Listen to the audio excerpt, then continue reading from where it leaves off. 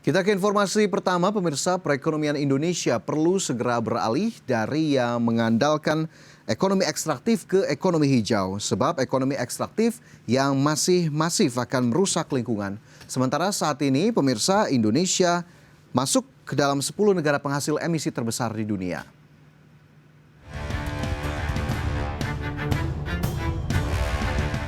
Transisi menuju ekonomi hijau dinilai dapat memberikan dorongan pada pertumbuhan ekonomi nasional dengan memberikan tambahan produk domestik bruto sebesar Rp2.943 triliun dalam 10 tahun ke depan.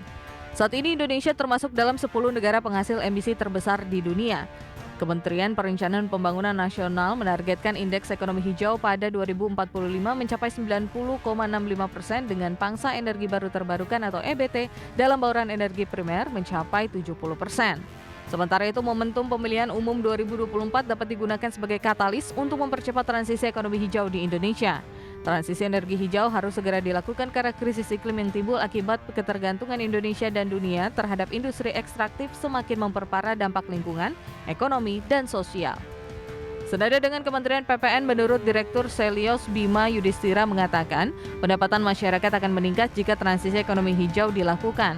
Hal tersebut dengan hitungan total pendapatan pekerja dari bisnis as usual hanya Rp582,3 triliun, sementara jika bergerak ke sektor yang lebih hijau akan naik menjadi sebesar Rp902,2 triliun.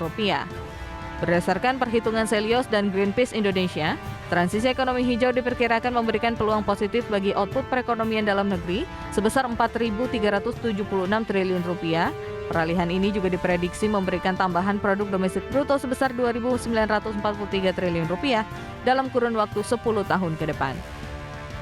Berbagai sumber IDX Channel.